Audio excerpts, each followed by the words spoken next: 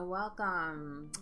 Today we're going to talk about how we can use video to make our Nearpod lessons more interactive. And again, as always, Nearpod just offers so much versatility when it comes to video. Research shows that if you're going to play a video in your classrooms, that you should pause it and have discussions inserted into the video.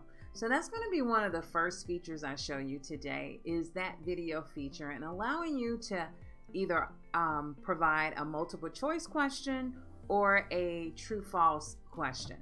So let's take a look. So I'm in my Nearpod dashboard. There are a couple ways we can go to video. We can just go click on create, and we can automatically just go create a video for our lessons. Or you can just create a lesson and also go to the video icon there. But just to make it simple, I'm just going to click on video. And this will basically take you to a couple different ways you can add video to your Nearpod lesson. First, Nearpod has their own original videos that have been created that you can search for through their video library, and you can search by subject and by grade level. And I like them. A lot of times they're very funny, they're to the point, and these videos already have questions embedded in them. So let's take a look at one. And you're just going to click on it, and it's going to allow you to sample it. If you'll notice here, 1, 2, 3, 4 already has some questions embedded in it. I'm going to go here to this question. It's an open-ended question. Now you see there's an edit button, so it allows you to change it if you like. So I'm going to click on it. How much do you already know about the causes of seasons? Great way to see what students already know and to engage them in the topic before you start really diving deep into the video. If you don't like that question, you can easily highlight it, delete it, and replace it with another question. So I'm just going to leave that alone for now.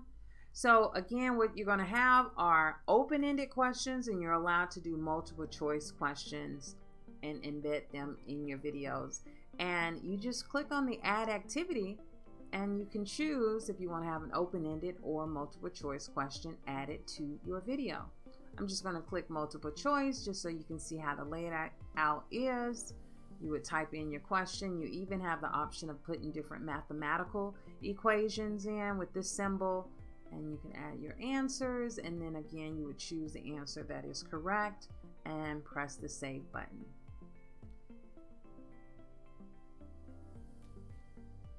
I'm just going to cancel that because I'm not adding any questions to this. Also, you might be looking at a video and you only want to use 2 minutes of the video because it's only 2 minutes that really highlights what you want. There's the trim tool here. So cool, where you can trim it only from the beginning or the end. So that's the limitation. You can't kind of go in the middle and cut it, but you can trim it from the beginning or the end. Click trim, and now the video has been reduced. And last but not least, you always want to save your work. Save what you've been working on so that it will automatically go into your lesson. So here it's taking a little moment. So if I wanted just to create a lesson off a video, I could go into Nearpod, collect a video that's pre-made, edit some of the questions, add a few more questions to make it a little more interactive, and voila, I got my discussion base right embedded into my video. Let's go ahead. I'm going to click on editing this since I already started this video project, and I'm going to go now and search for a video on YouTube. So let's see here, I'm going to go back. At the top you have YouTube, so you can search for YouTube videos right within Nearpod and don't have to worry about ads. Since this one was about seasons, let's see if I can find something else about seasons. That was animated. Maybe I want something else. So, oh, a season song. That would be nice. I can preview it directly here, and I really like that. Have fun teaching.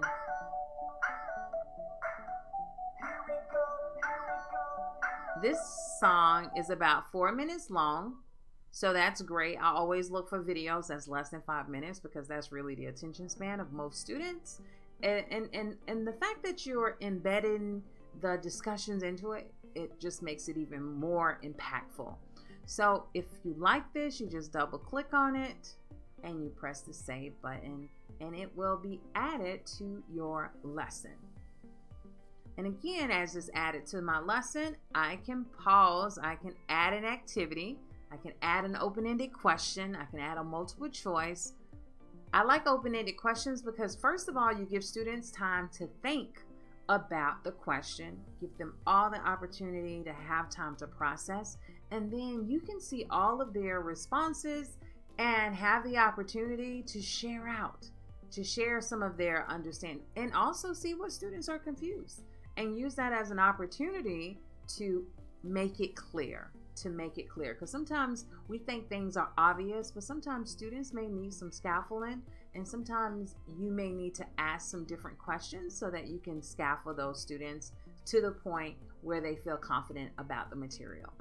So we've done that. I've added a YouTube video, I've added a Nearpod video, and now I want to add my own video. So maybe I am providing a video on instruction, or maybe I had students do a draw it, and when they finish the draw it, I have a little video going over the draw it, giving them feedback. This works really well when you have students working in centers and you don't always have time to go around and explain to every single person, but you want to make sure they get that direct instruction. So I like to use Screencast-O-Matic. You can record up to 15 minutes for free. They just put their little logo on your video, but it's free, so it works out for teachers who don't want to pay for a service. And once you have a Gmail account, you can easily just log in through your Gmail, and you're going to go at the top where it says launch the recorder. And so you would click on launch the recorder. Once you click done, you would go and you would either upload it to YouTube, or you can get an MP4, download it. And so if you get that MP4 and download it, I'm just going to say I'm done with this. I'm just going to delete this. Yeah, start over. And I'm going to say cancel. I'm done with that. So that, I'm just telling you, and there are tons of tutorials on how to use Screencast-O-Matic, but it really requires just like 3 steps. And if you like that video that you created, you could also, again, go click on video. If you just want to create instructions, you can always add video to any lesson, and I can show you that also, so you can see both ways. And here you have an upload a video option, so you can upload your video directly from your computer. And if your video is on YouTube, you could put the title of the video if you put it as public, and you could also find your video on YouTube right within Nearpod. Ooh, this is so exciting, right? I can create my own video, I can find videos on YouTube, or I can use the Nearpod library to make my lessons more interactive. But the power of the video tool is adding those discussion questions strategically within the video to make it come alive. But again, unless you're doing the instructional video, which is specifically designed to give instruction or give students feedback, that video is going to be a little bit different.